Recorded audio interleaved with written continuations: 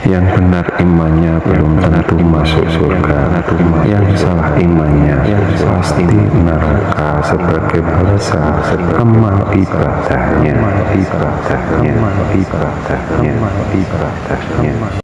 Assalamualaikum warahmatullahi wabarakatuh. Bismillah, alhamdulillah, wa syukuri nikmatillah, la hawla wa la quwata illa billahil aliyul azim.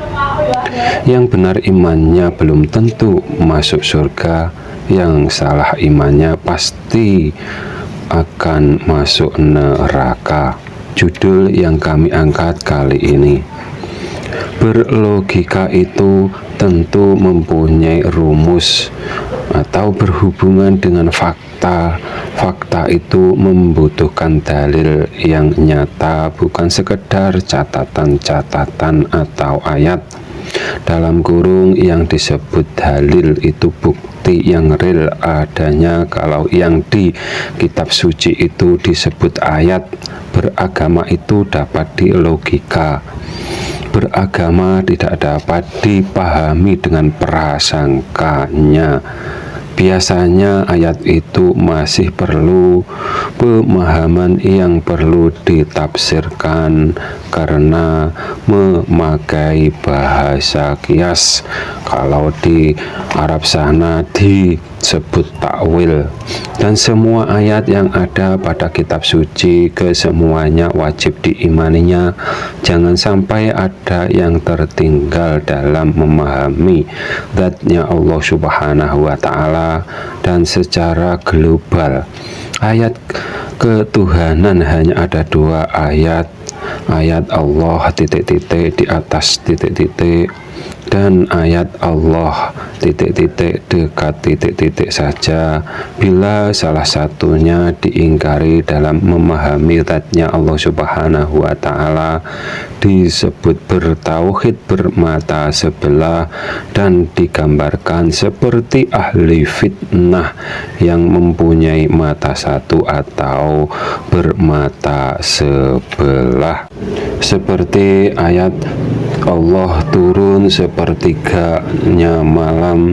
Bila dipahami bulat-bulat, Tuhannya terlalu kecil dan terjebak di sepertiga malam Tuhannya, karena dalil bumi ini bulat dan terus berputar sampai hari kiamat tiba. Kalau tidak percaya kalau bumi ini bulat, coba jelaskan sesuai keyakinan kalian yang beranggapan bumi ini datar.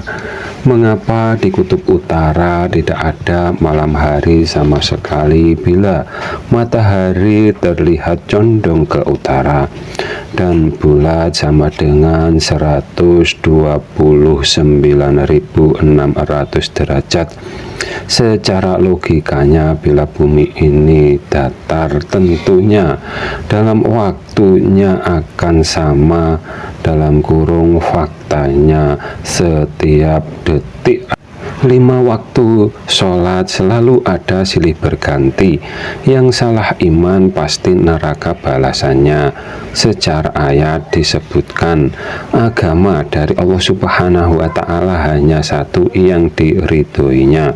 Dalam kurung, yang beriman kepadanya dengan benar, itu yang disebut Islam.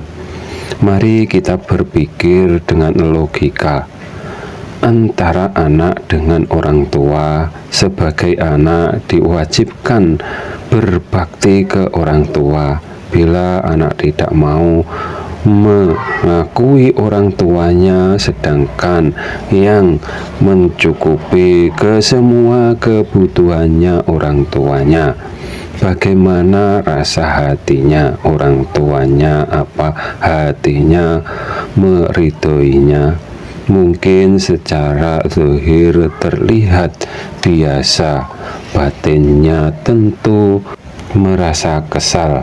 Yang demikianlah yang disebut agama Islam yang diridhoi Allah Subhanahu wa Ta'ala, hanya agama Islam. Akan tetapi jangan gagal memahami agama Islam yang rahmatan lil alamin, dalam pengertian dari Nabi Adam sampai ke baginda Nabi Muhammad Shallallahu Alaihi Wasallam. Agamanya yang diajarkan cuma satu, agama Islam, dalam kurung dasarnya iman Islam atau iman kepada Tuhan yang Maha menciptakan semua alam beserta semua isinya.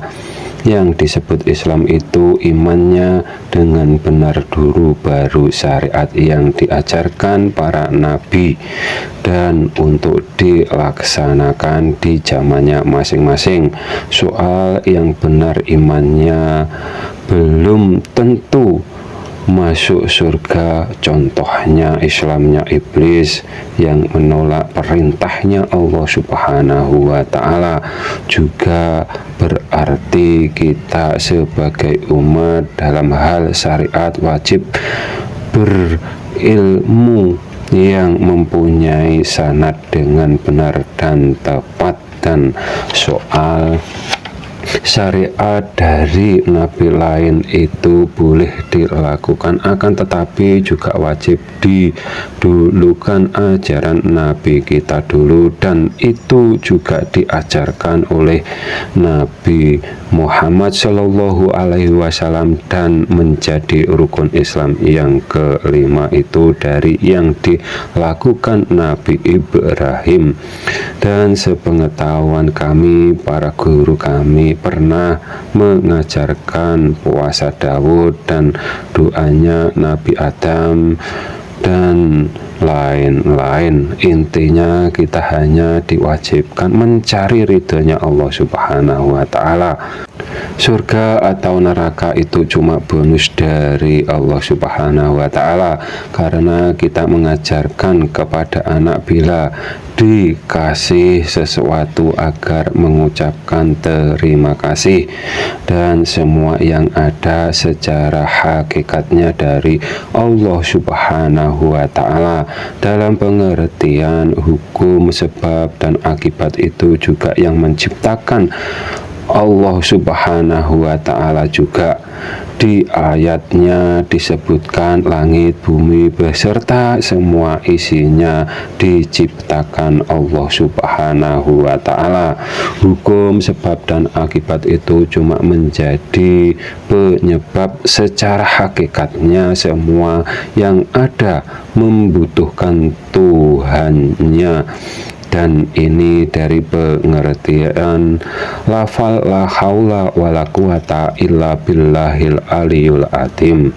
Dan jangan dipahami bulat-bulat lafal tersebut, pada akibatnya menyamakan dirinya sendiri sama dengan Tuhan, seperti tauhidnya para pelaku thariqah yang imannya juga ditaruh di hati atau pikirannya, seperti yang disebut thariqah atau tarekat. Itu amalan yang diamalkan di hati atau pikiran, sedangkan yang dapat dipahami oleh hati pikiran itu terbatas hanya ke zatnya makhluk saja, tidak lebih.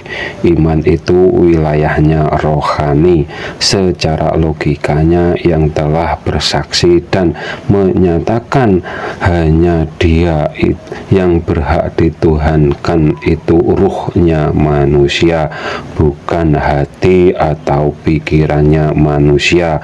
Dalam kurung hati pikirannya manusia mokal dapat memikirkan maha sempurnanya Allah Subhanahu wa Ta'ala, dan itu sudah disebutkan hukumnya. Memikirkan zatnya Allah Subhanahu wa Ta'ala itu haram, dalam pengertian mokal pikirannya manusia dapat menjangkaunya, dan bila akhir hayat tiba hati pikirannya manusia akan dikubur di bumi pertiwi ini. Oleh sebab itu, yang memahami zatnya Allah Subhanahu wa Ta'ala dengan hati pikiran mereka di dalam kekafiran dirinya sendiri, seperti yang disiirkan oleh beliau Gus Dur yang banyak hafal syiirannya, akan tetapi tidak paham yang dimaksud oleh beliau Gus Dur yang dijuluki atau disebut sebagai guru bangsa. Apabila ada kata yang salah, kami mohon maaf. Semoga bermanfaat dunia akhirat. Akhirus salam. Wassalamualaikum warahmatullahi wabarakatuh.